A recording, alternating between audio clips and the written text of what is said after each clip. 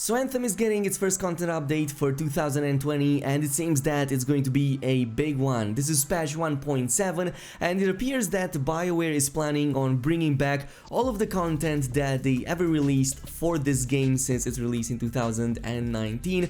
This of course starts with this week. We have the Cataclysm map available right now, so if you didn't get a chance to play it this summer, you're gonna have a chance to finally play it right now, earn some awesome rewards. And speaking of rewards, we also have some changes for the dailies, weeklies and monthlies as well. And finally BioWare is bringing this anniversary gift right now for all of the players who are logging in the game starting today up until March 24th. So let's jump over all of these changes, all of the cool stuff that is coming into the game, and as always, if you enjoyed this video, a thumbs up on it would be super appreciated. Also, our February giveaway for the game of your choice is almost up. If you didn't get a chance to check it out yet, there's just 3 more days until you can do that, and you can do this simply by following the links in the description down below and choose the game you want from the list of games over there. Again, a huge shout out to Instant Gaming for helping me with these giveaways. Let's get started with the obvious one, which is the Cataclysm map. This has been reintroduced in the game after an absence of about 5 to 6 months at this point,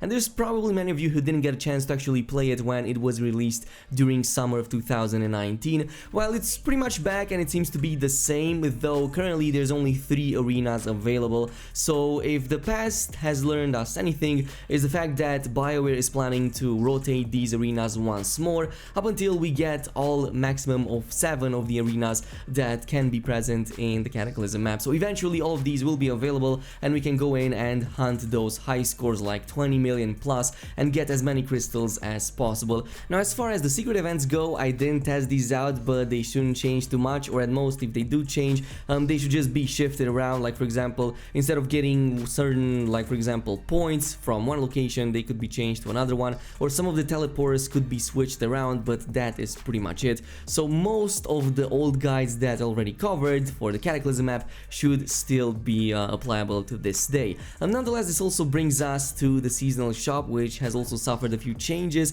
to go alongside with the Cataclysm map, and one of the changes is the fact that it seems some of the legendary chests have been removed. So now if you check it over there in the game, it only shows 2 legendary chests. One is a universal chest that kind of gives you access to any of the items at random. This could be like gear, support, weapons, melee and all that kind of stuff. The second one is going to be for legendary Colossus, so you can drop legendaries like any of the legendaries for your Colossus Javelin. But BioWare, strangely enough, decided to reintroduce the old regular chests like these ones right here, like the War Chest Ranger, which has a chance to still drop a legendary item score 80, but mostly it's also going to drop like Masterworks. So it's kind of RNG dependent right here. There's an only small chance to drop these legendaries from these chests, and most often than not you're going to get just Masterwork. So probably, one of their design decisions, or maybe they're trying to rebalance a little bit the loot,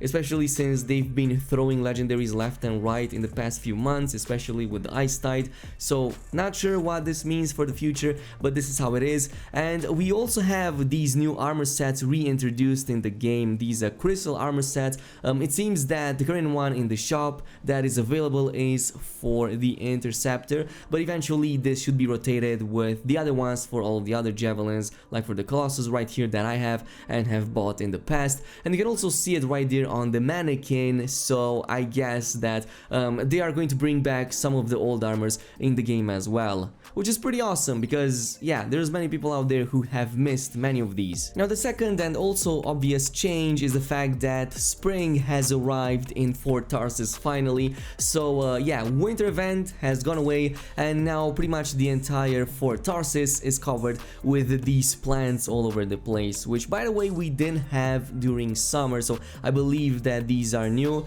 And I also checked around the waterfall area right here. It seems that BioWare has placed many of these vases with plants pretty much all around it. So these seem to be going all over the place, like in the entirety of Fort Tarsis.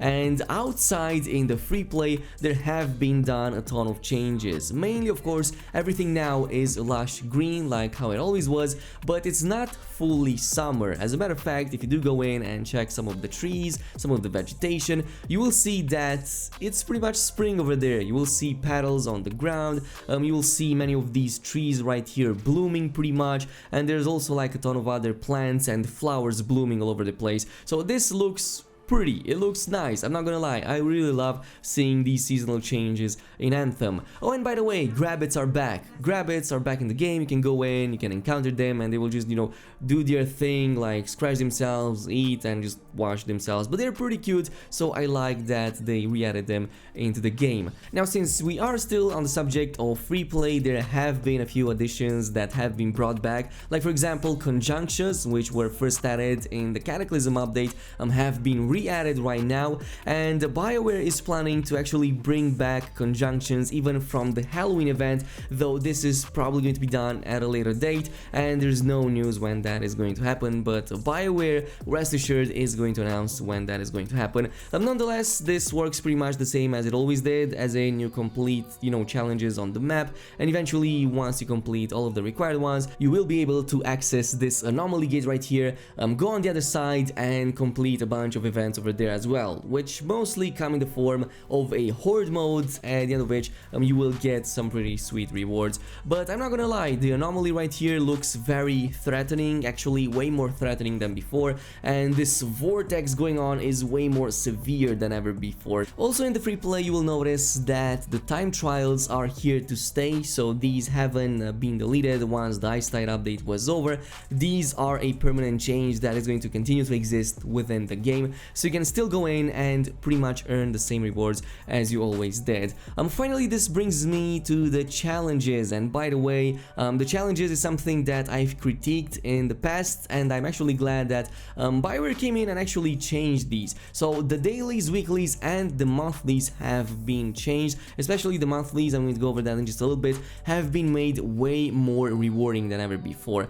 So the dailies have been changed, they now only reward minor crystals. Apparently they don't reward any of those legendary tokens anymore, so yeah, if you want to get those, you will get those from the weeklies and the monthlies, but do not worry, the rewards have actually been increased overall. But if you go over the weeklies, you will see now that all of the weeklies reward all of these tokens right here, so instead of only having like one or two rewarding them, all of them do that, which is pretty freaking awesome. So you can get like 1, 2, 3, 4, 5 per week. But as far as the monthly ones go, these have changed the most. And remember how I said that these felt unrewarding in the past, as they would only reward like Masterwork Embers?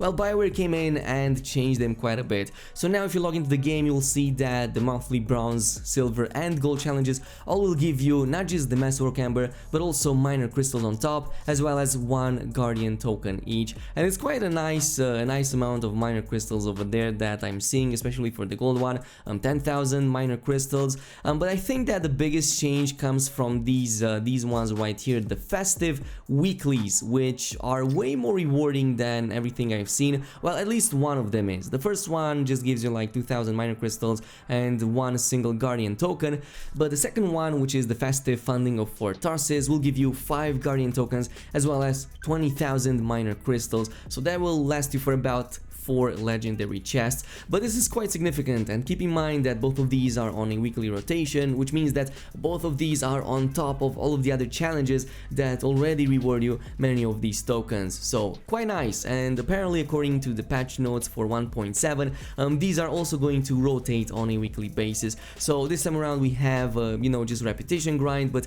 next week we might have something else. Finally, this brings me to the anniversary gift. So as long as you're logging starting today up until March 24th, you are going to get for free all of these 4 wraps for all of the javelins in the game. So all of these actually look pretty exciting. They are full wraps, so they will cover your entire javelin. They also seem to be pretty high quality. They are all empowered, so there's going to be like wrap empowered interceptor, and it's pretty much going to have the same name for the other javelins as well. But yeah, all of these look pretty unique. They are specific to each javelin, like the Colossus has a red one, the Interceptor has a green one, Storm has a blue one, and they all look very unique, very nice, high quality, and yeah, I'm probably going to enjoy them, and I'm gonna wear at least a couple of these for some time. But honestly, for a 1-year anniversary, and after the game's been through, I was, honestly expecting a bit, something a bit more substantial, like maybe an armor set, maybe some in-game gems to spend them on the seasonal shop and get an armor set instead, but I guess this is fine. So nonetheless, this is a big patch. It seems that BioWare is planning to bring back all of the challenges, all the content, and rotate it back into the game with everything that they have ever released in terms of new content. So I think that this is probably the best time to actually jump in the game, experience it, and extract as much out of it as possible. But this is pretty much it for today. I hope you guys enjoyed this video. As always, if you did, don't forget to comment, like, and subscribe, and I will see you guys next time.